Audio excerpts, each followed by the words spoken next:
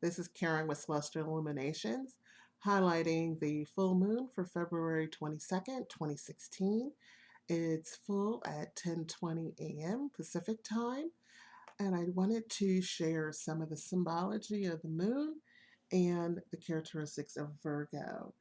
And basically, the moon, our unconscious processes happen during the day, and happenings of that happen of the day, experiences, reactions are considered committed to memory. This process is part of our inner self, and it's this inner self that's affected by the matter in hand. So something is touching you deeply, and you need to at least sleep on it, taking careful notes of your dreams and feelings as you wake.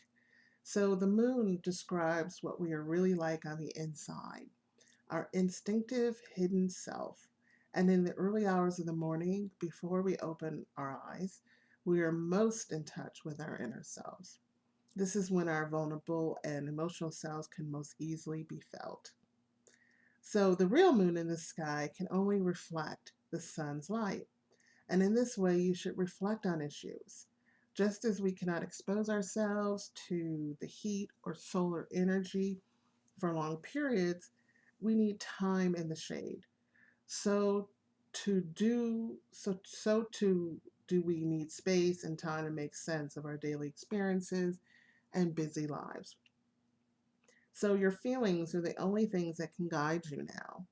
So try not to overanalyze or explain too much.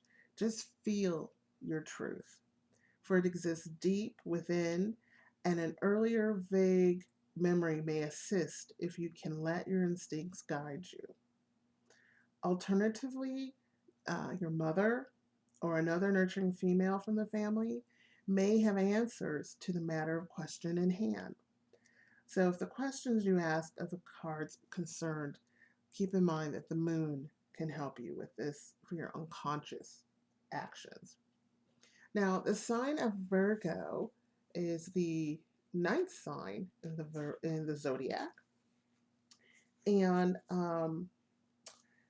basically, Virgo asks us about to be diligent, uh, pay attention to details, and be humble with our work ethic.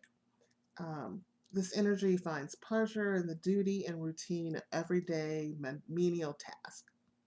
So, Virgo's great gift is to stay with an issue and thoroughly and carefully go over and over it, eventually shifting out all the bits that aren't really needed and just getting to the one things that are useful.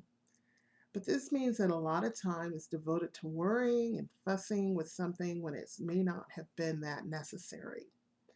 So keep in mind that um, it could be useful to a rocket scientist, some of those details, but to the rest of us, it may not be pertinent. Um, so, um, so be careful about overcooking your ideas and worrying too much and creating procrastination. Um,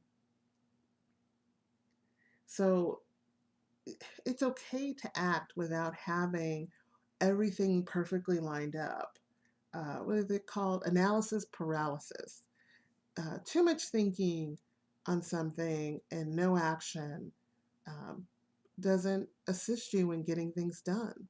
So it's important to analyze and to weigh, but it's also just as important to take the information you have and decide what you'd like to do and to move, take action, and see what happens.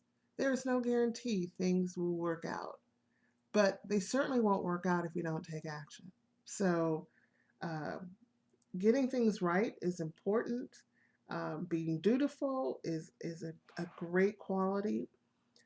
There's a great natural curiosity associated with this sign, and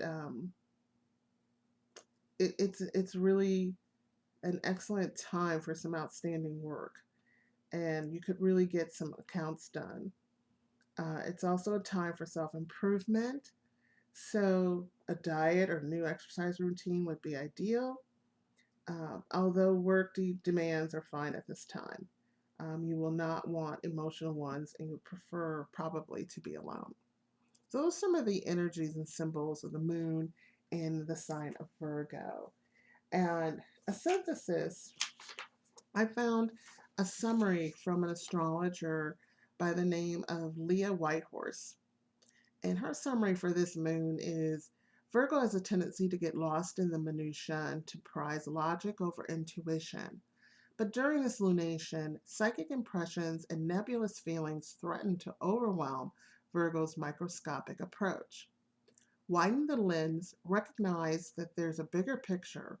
Remember to go with the flow and allow for fallibility or weakness without feeling like it's all falling apart. The moon is the focus of a Thor's hammer pattern with the waning Uranus Pluto square at its base. The two sesquiquadrants to the moon suggest that overreactions are possible and you may be tempted to rip into your handiwork because it wasn't what you wanted, anticipated, or expected.